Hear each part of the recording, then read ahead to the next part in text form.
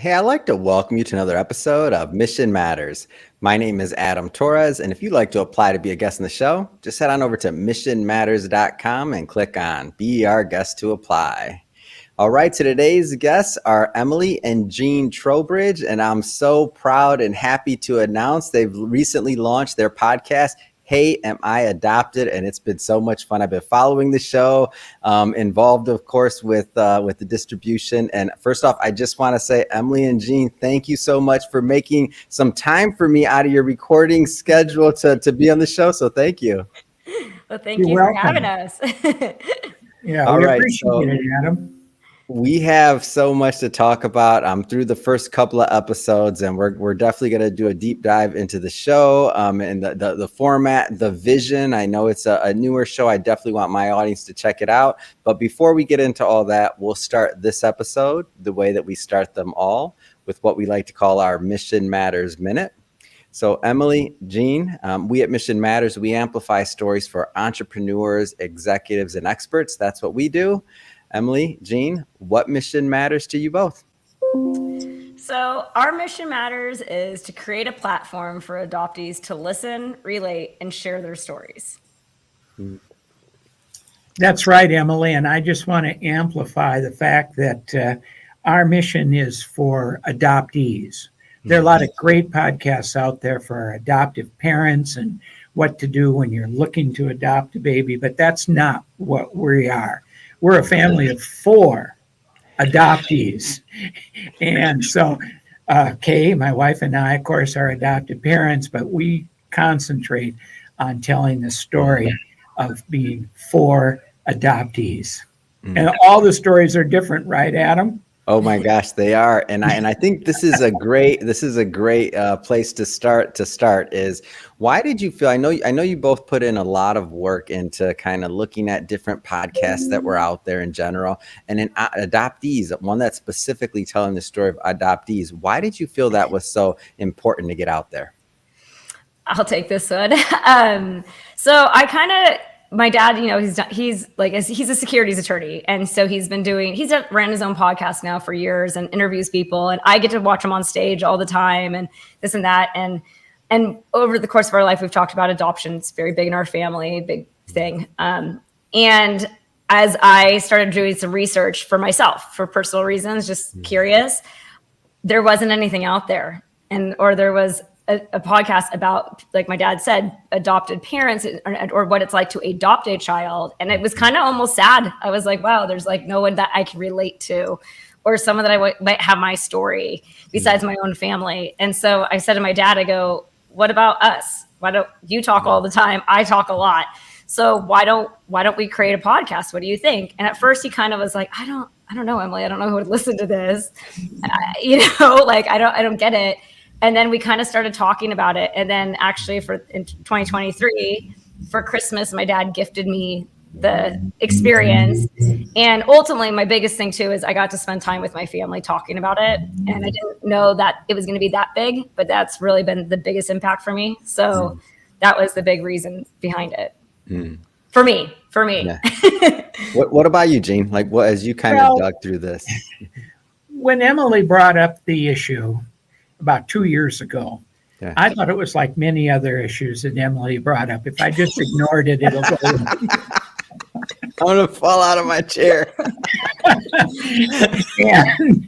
and we're all busy. Emily's a very busy person. I'm busy. And so I just let it all go away, but it never went away. And it kind of got me when she said, if we had this podcast and we had these episodes after I'm gone, she'd be able to look at me and listen to me and rewind our stories. And that would be the same with Kay and myself, because we're both in our mid-70s. And that could happen. We've all been adopted from day one. We all know that. But in different stages of our life, it's meant different things. So that's what kind of got me. And then, quite honestly, I figured if we did it, she'd shut up about it.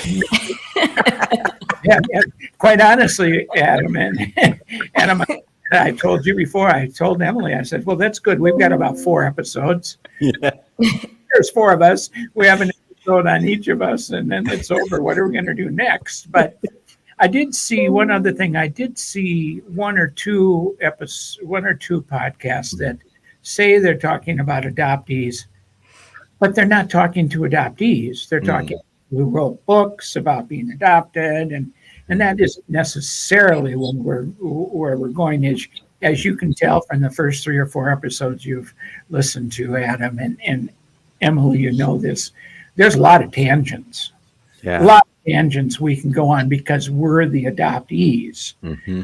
And I think that's going to be cool. I've actually learned a lot about myself. I think in episode 9 we did another one about me, and it was much different than the first one we did about me.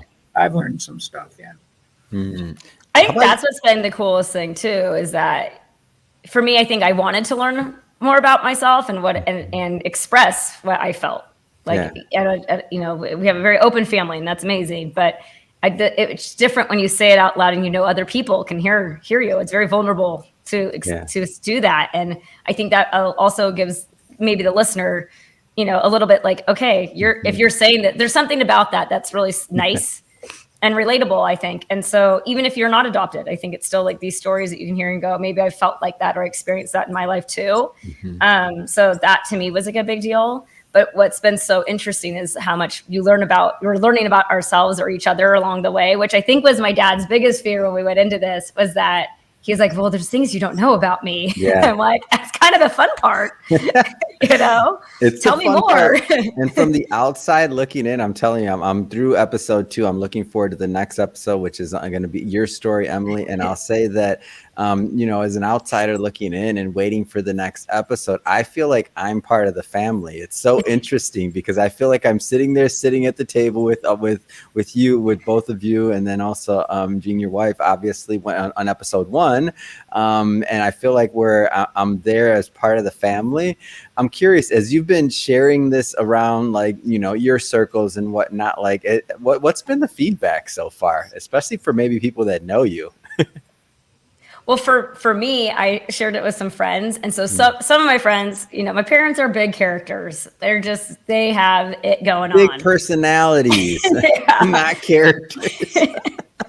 And so it was like the cutest response a consistent one I get is, oh my gosh, it sounds just like how your parents are all the time. It's like sitting out on a boat ride on their dock, out on their boat, and just listening to them go back and forth all day long. They're like, it feels just like you're at home. So that's nice. It's nice to hear also people who don't know my family. They know me through whatever aspect in life. They're just like, I didn't know this about you.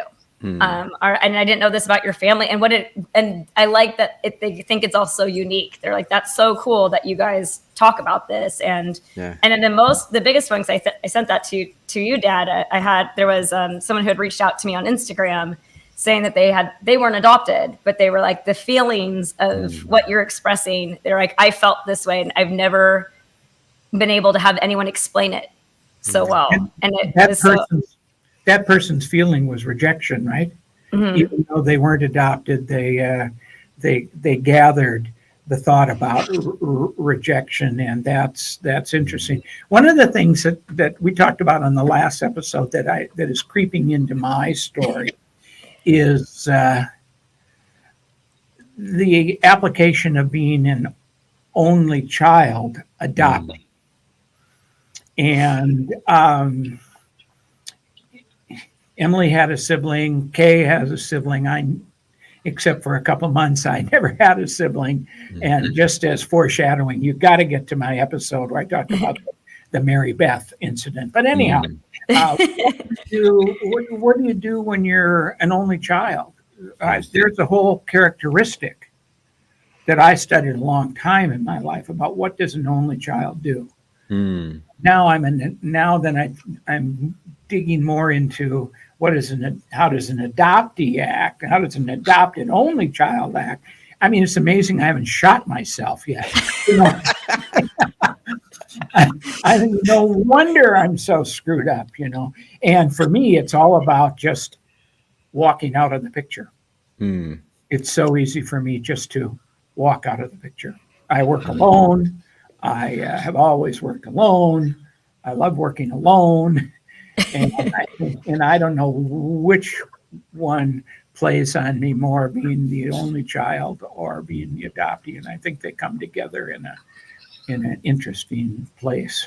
Oh, I haven't gotten to that episode yet. I'm excited though. This is good. This is like getting to as you were going through this, and I know, and for the listeners, when you start getting into this show, you're going to hear some of the active learning side of things between family members. So for example, Emma, like I remember one of the stories that you mentioned, Gene, you're like, have you heard this story? And Emily's like, no, I haven't heard this story. Like, tell me. And so like you're learning actively and so is the audience as well at the same time. So I'm curious, just whether it's creatively or otherwise, when you're like, there's got to be some self-reflection or something else going. Are you also maybe learning about yourselves as you go through this process? Absolutely. I think for me, and this is what I did expect from this a little bit, like when I thought about doing this, and then my dad said, yeah, let's do it. And I talked over with some friends and whatnot. The biggest thing is people, like he said, I said earlier, you're going to find out things, or there's things you don't know about me. And everyone was worried, well, how is that going to change? And I was like, I don't think it's going to change. I think it's going to explain things. And that's been the biggest impact for me too, with both my parents, is that being so lucky to hear their stories. It's almost like you have a related, like not even a relatability, just an origin to their story, that you're like, that's maybe why you do the things you do the way you do them. And it just kind of, it's like I said, it's an explanation of kind of who they are in such an in-depth form that you didn't know bothered them. And then to the other point is some of the stuff that we've talked about in these next episodes you haven't heard yet. It's really the impact of specifically like traumas that adoptees go through, and what the stigma of those words are, and how that affects us each. And that's been fun. And it's been so great to have my mom be part of the show as well, because then you get 3 different, ways of thinking about it. And I learned every time we get off of an episode, there's like a phone call a day later, like, I didn't think about that. Now I'm thinking about that. Now I'm racking my brain about this. So it's been kind of interesting. One of the things that's happened to your mom and I, because Emily's up in Utah and we're down here in Orange County, and your mom and I are finding ourselves spending more time talking about it, talking about the journey, talking about the, as Jimmy Buffett says, some of it's magic and some of it's tragic, because we've had a tragedy in our family, and we talk about it a lot right now, than we have in the past, and we conjure up things that we hadn't remembered and thoughts, and it's quite emotional for the two of us, and surprising in a good way. In a good way, I'm sending, just so you know, I'm sending these episodes to my mom. I don't know. She doesn't know what a podcast is. She hasn't listened to podcasts ever in her life. I'm like, Mom, that's what I do for a living. She's like, okay. Like, I'm on Facebook. Is it on Facebook? That's all she knows. Whatever. That's cute. But anyway, I'm like, Mom, I said, Mom, should we do a podcast? She's like, what are you talking about? I'm like, but then I thought about it and I'm like, wow, it would be such an interesting and nice thing to have that experience with my mom and to have that type of those conversations with her. And I was, as I've been going through it, and I'm like, there's just so many layers of benefit to what you're doing, in my opinion, to inspire others. Like, think about it. I'm even thinking about launching the show with my mom now, based off of your show, because I see it and I see that connection. And I'm like, it's an amazing thing when I think about my grandparents and their stories and all the things, let's just say, along the way that have been kind of lost. Like, I don't really know the stories that well of my grandparents, and definitely not from their voices, like not at all, like not really. So I maybe know some of it that my parents told me a little bit about, but not too much.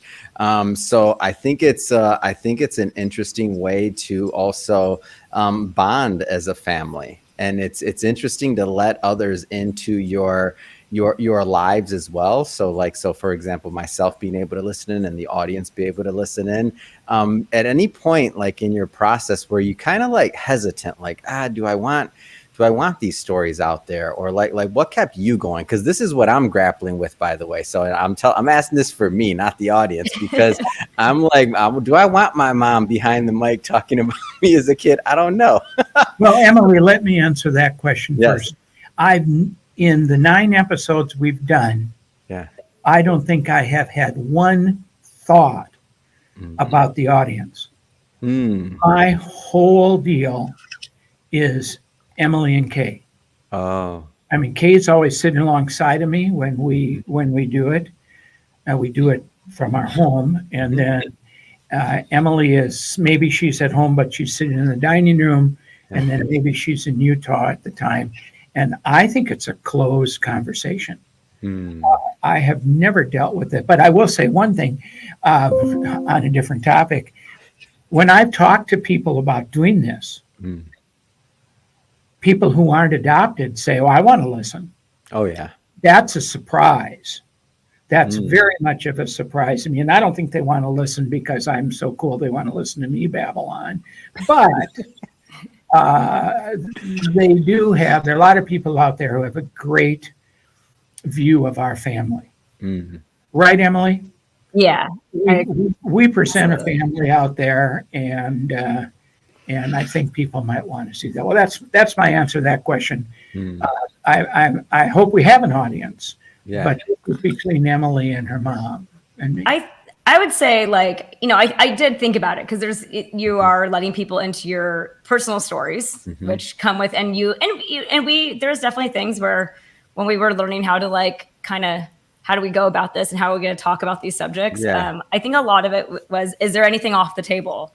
And really, our family's an open book. It always has been. And I think that's what made it easy. And kind of also, I think that was what made it also really important for me to make sure that we got to do this, because I think there is, like I said, there's that vulnerability factor of inviting people in and telling them the truth. And I think that I don't feel judged by it. And it's not something that we wouldn't talk about anyways. If someone asked, I was definitely raised that way. My mom and dad were very like, they're very big on telling the truth and very big on, you are who you are. So it's like, people are going to accept it or they're not. And you have to learn to deal with that as well. But the reality is, it's not like we're yelling at each other, but you could tell there's times where I was like, that wasn't okay. Like in the middle, and that makes it real. That's real life. Real life. You do. Life And happens. that's what was so interesting to me. And you communicate very well, obviously, like, or I shouldn't say obviously, but for everybody when they listen, and you obviously have real conversations, but it doesn't mean you're always agreeing with each other. No. Like you will say that, or Jean will be like, or then your mom will be like, no, I don't know. I don't think it's that. And you'll be like, no, mom. Mom, Kay will be crying. I do laugh when you both correct Jean, though. It's funny. I do. Jean. I'm like, I'm at your dinner table and they cut you off, and I'm just gonna take another bite of my food and look down.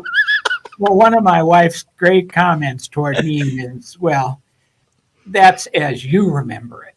Yes, that's epic. I forgot that. I'm trying to add that to my vernacular and to my into how I talk to people. Oh, that's how you remember. It's such a good tool. So we joke about, we'll go, oh, well, as I recall, or as I remember it, because the way he remembers it is sometimes totally far off in a different world. And we're like, what, were you in the same place at the same time when that happened? So it's just kind of funny. One of the things I think that makes it easy for us is we've always known we were adopted.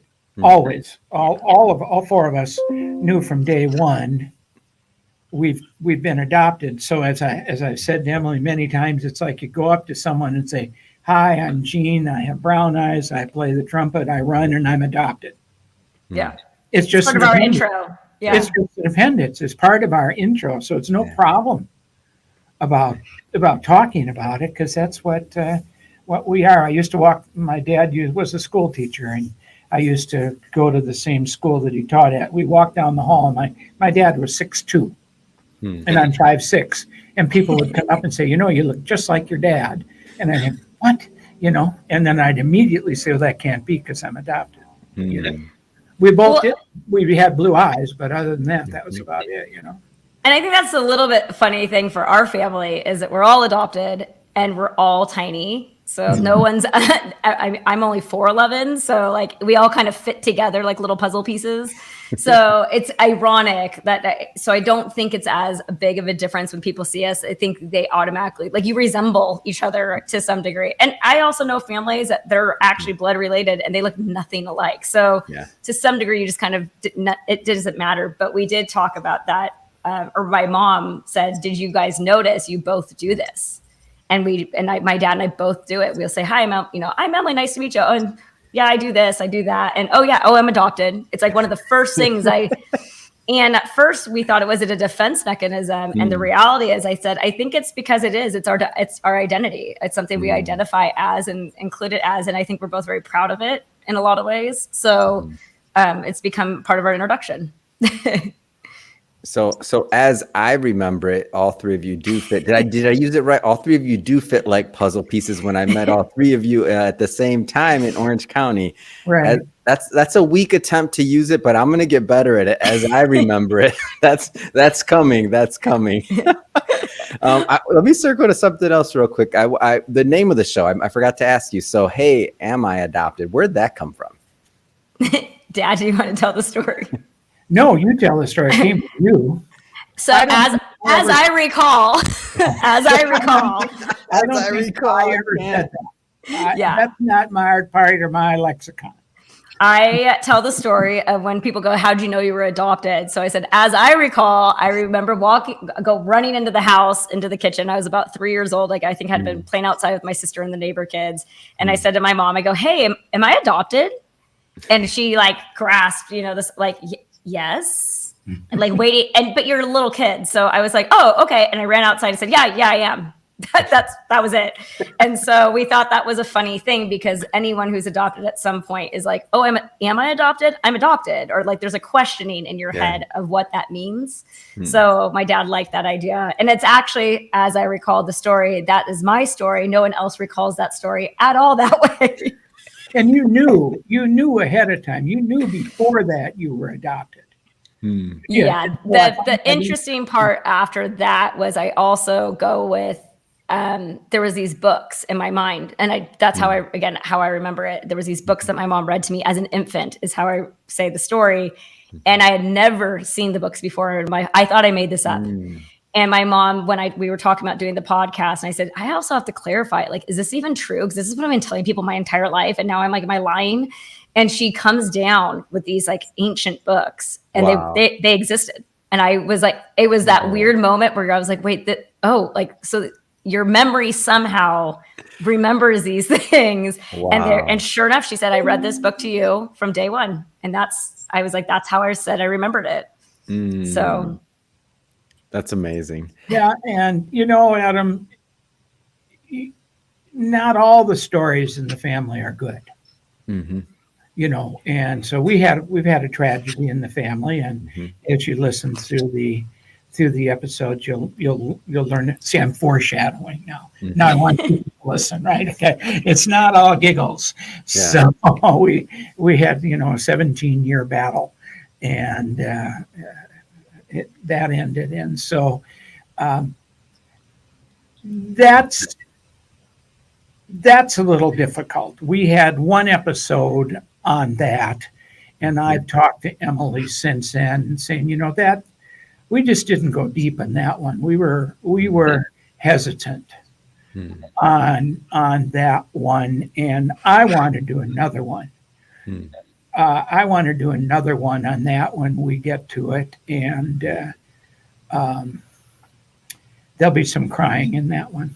Yeah. I think there was the first time, I think that's the best part of it is the fact that you're willing to talk about things. And I think that I'm hoping that people listen, that it enables them to want to talk to me. It opens up that door where like, hey, I want to share this. And sometimes, because sharing is such a thing. I mean, we're natural storytellers as part of like the human way of doing things. And so I think there's something that's really interesting in that and what comes of it and the sympathy and the empathy that comes from storytelling. And so to me, they're not always good stories, and that's okay. But again, it's life. Everyone has had hard times, and it's, I think the positive of it is you get to see this family that's coming together years later and talking about it again. And again, hoping there's people out there that, want to come on this platform and tell, because you never know who's listening and who it could reach. Yeah, we talk about something that almost every adoptee is going to think of at one time, and it's finding their birth parents. And Kay and Emily and Amy and I all have totally different approaches to that, and that's an interest that shows up in the episodes, and that's pretty interesting.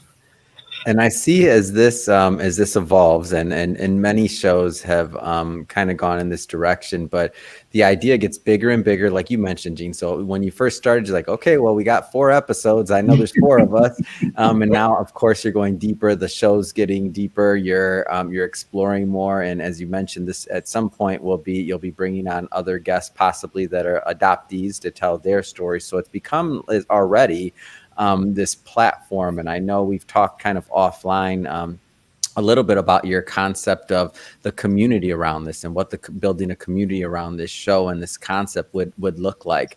Maybe just share, broad strokes. What would that community look like, or what kind of things, why would that be a benefit? Well, in our mission statement, we use the words relate and share. So we're going to put ourselves out there. Hopefully people will join us and want to relate their story. They've listened to us. Now they want to relate their story and share with us and the audience. Now, at that point, I'm really thinking it is important that the audience is important. Yeah. Although I might just be happy enough to hear, if you were adopted, Adam, just hear your story, and that's fine. I mean, I don't care if anyone's listening, but that those are the best shows, by the way, Gene. Just FYI, they are. No, they are. And I've studied this, like David Letterman's, the Johnny Carson's, the everything. Seinfeld, like they created content for themselves. Just throwing that out there. So what you're saying isn't just a comment. Like, I'm not saying I'm a great. I've read the greats, and they've all said exactly that in one way, shape, or form. Like all of them, what you just said. And Emily, I just wanted to let you know that. That's all. Interesting. Cool. Emily just commented on storytelling. We're all storytellers in our family, and I'd be excited when someone else comes on and tells our family their story. And then we can relate to them. And eventually, I think Emily has some ideas what happens when we get 5,000 or 6,000 of those people commenting and being guests. What do we do next, Emily? This is all evolving, but I know Emily has some thoughts. Yeah, I like when you say community, I said, I think that's originally kind of what I was looking for, even without knowing it, is that because, like I said, again, you look up books and you look up podcasts and things to listen to. My dad and I, we do half marathons together. So we train for half marathons. And that's where I started listening to podcasts, was that I couldn't listen to music for 13 hours or 13 miles. Yeah. And I started to train listening to podcasts. It was entertaining. And, you're running for 2 hours to train so many days a week. And so it was something that just kept my mind off of the run and listening to these cool stories. And that was my biggest actual mentor, without them even knowing it, is Kate Hudson and Oliver Hudson do Sibling Revelry. And it's about talking to other people and their siblings. And I just love their show so much. And I listened and listened and listened, and no one was adopted. And I was like, where's my community? Where's mine? And that was really it. And so when we finally started talking about it, it was like, we found one adoption podcast that we listened to and I listened to one episode, and immediately it was like, I knew this person and I never met them in my life. Wow. I don't know where he lives in, Ohio. And I listened to his story, and it was so emotional for me to feel like I immediately related to someone that I didn't even know about this subject. I ride horses, so I can talk about horses all day long with lots of people, and that's relatable. But this was so important to me, and to hear how it affected them, it was so impactful. And so I was like, I really want to do this, and I want to create that community, and I would like to be able to have where it's like, maybe there's meetups. I don't know. We'll see. Yeah. But it would be one of those. I just know how much it made me feel good that I was like, if I can do that for other people and get a community around, I just be helpful too, resourceful for others. Yeah. That would be great too. And Emily has thrown around the word foundation. And I think we're a long way from that. But there are other podcasts that have contributors or whatever they're called. Yeah. And they have meetups, whether they're virtual or live or whatever. And I think, right now it's the three of us and you.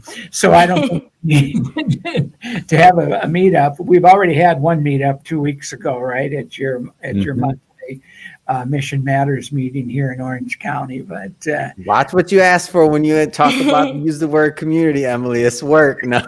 I love it. I love it. Here's a plug. That's what Mission Matters is about. Absolutely. I just said watch what you asked for. That's all I said. I think there are other podcast promoters and podcast hosts in the world, but through my involvement with Mission Matters early on, I decided if we were going to do this, that's who I was going to use, and that's who I was going to sign the contract with. And so far, it's been everything we've thought about, hasn't it, Emily? Absolutely. And even just our local meetup, the Orange County Mission Matters meetup I already actually keep in touch with 3 of the people that I talked to that night. Wow. And because just being able to again, sense of community, talking to people, they were like, how's it going? We're listening, and they're like, I think we know some people that like to share their stories. So it's just a way to connect to other people that's the goal, I think, for us, is to connect with other people and hope that they want to share their stories, or it enthrall them to make them feel like it's not so scary. So. Well, I have to say, I mean, this has been great. I mean, I'm excited for the next episode. That's my weekend listening. I'm going to be listening to episode 3, a daughter's story. I listened to a father's story. I listened to the first episode, so that's on my listening list. But that being said, I have to ask you both, Emily, Jean. I mean, what's next? What's next for you? What's next for the show? What do you think, Dad?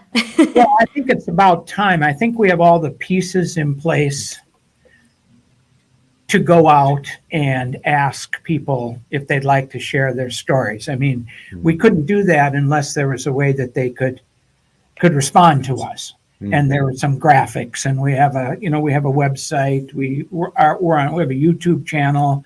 We're ready to go. Thanks to Adam, your group, and Emily, we're ready. I mean, I have a huge database in the tens of thousands who know me from my law and my real estate work. And I'm not bashful, and I can just see it's going to say, the subject line is going to say, hey, are you adopted?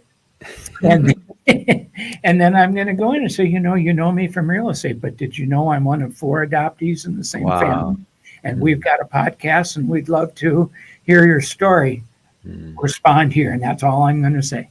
Oh my gosh, you're going to get a lot of responses. I think I'm going to do about 100 at a time, because I'm even if I got 2 or 3 responses and we scheduled them, that would take us for another month. So I think we're on our way, but we had to get there. Yeah. Don't you think we're there now, Emily? Oh yeah, absolutely. And then I think my final thing to say would be, for the vision of the show, is like my dad did mention a foundation. And I think ultimately, if we can create this platform and have a community, I would like to have a foundation, because I would like to have, like I said, I would like to have resources for adoptees specifically that we could help. There's always, like, as a kid growing up and let's say you're applying for college, there's grants and whatnot, but it would be nice to be able to give back specifically to something that means so much to us.